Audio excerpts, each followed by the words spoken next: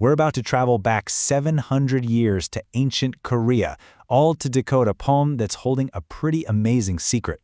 See, it contains a line that sounds like a serious insult, but it's actually one of the most incredible compliments you could ever give a leader.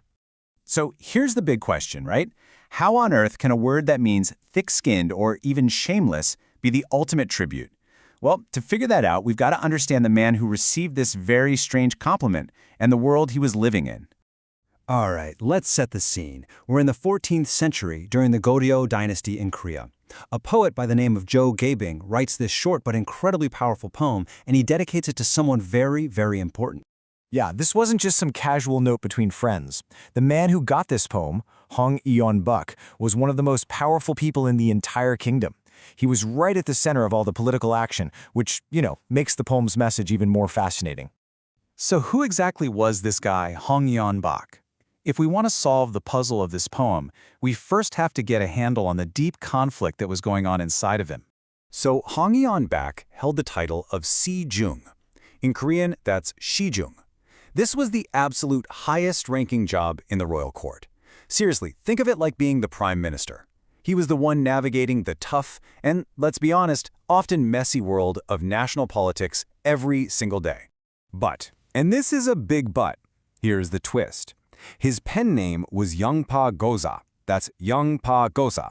A Gosa is basically a scholar who lives in seclusion, far away from all the chaos of society. So his public title is Prime Minister, but the name he chooses for himself means a quiet, reclusive scholar. Right there, that's a massive clue about his inner world.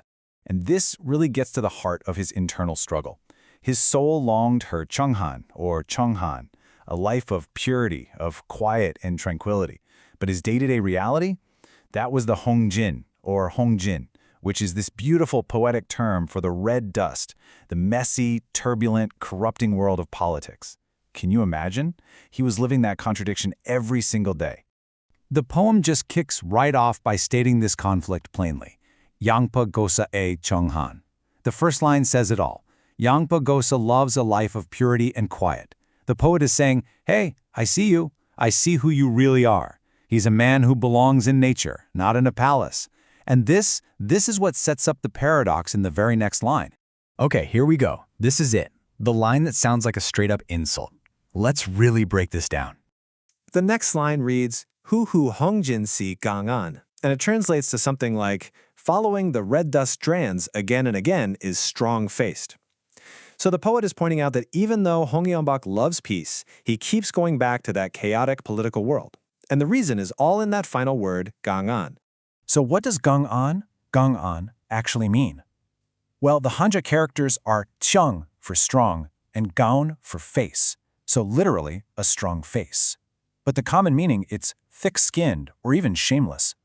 To anyone just reading this, it looks like the poet is calling the prime minister shameless for staying in this world he says he hates. I mean, that sounds like a brutal criticism, right? But it's not a criticism at all. In fact, it's the key that unlocks the entire poem and reveals this incredibly deep form of praise. What the poet is doing here is completely redefining the word gangan. See, in this context, gangan has nothing to do with being shameless. It means putting on a strong face to endure immense personal pain. It's about the sacrifice of a true leader who puts his public duty way ahead of his own desires. It's the heavy, heavy burden of forcing yourself, day after day, to dive back into that red dust because you know your country needs you. And this is the real compliment. The poet is basically saying, I see your sacrifice. I see you acting against your own nature every single day out of a sense of duty.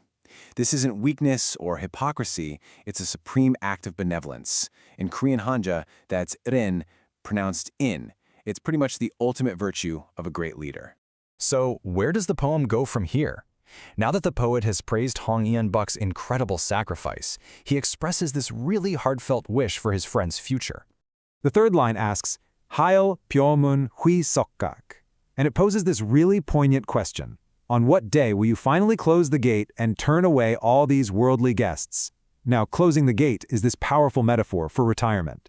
The poet is really just asking, when will you finally get to leave this difficult life behind? And that leads to this final, just beautiful image. Bun hyang songdae selgaesan. The The poet is dreaming of a day when they can just burn incense, face each other, and talk about streams and mountains. He's wishing for his friend to finally get the peace he's always wanted, to return to the nature that he loves so much. Now, the key phrase here is bunyang, or bunyang, which, literally just means burning incense. But like everything else in this amazing poem, it is packed with so much more meaning. Burning incense here is a symbol for everything Heon-bak gave up. It represents the purification of his spirit after a lifetime in the red dust. It stands for that simple, elegant life of a secluded scholar, and for the sincerity and deep respect of a quiet friendship, miles away from the demands of the court. So when you put it all together, what does this 700-year-old poem really teach us? Well, it's a timeless lesson about leadership, about duty, and about sacrifice. This thing isn't just a poem, it's a profound recognition of a really hard choice. It's a tribute to a man who understood that his own personal happiness was less important than his duty to his people. He chose a life of service over a life of comfort, and his friend, the poet, saw just how noble that sacrifice was. And this poem is just overflowing with virtues that are just as relevant today. The benevolence, that ichim we talked about, that profound sense of duty, the necessity of sacrifice, and maybe the gratitude we should all feel for leaders who act with integrity. It's a wish for that tranquility, that peace that comes after a life of selfless service. And all of this really leaves us with a question to think about. The poem celebrates a leader who wore a strong face for his nation. It kind of makes you wonder, in our own lives, whether it's for our families, our communities, or our principles, what strong face do we wear for a greater good?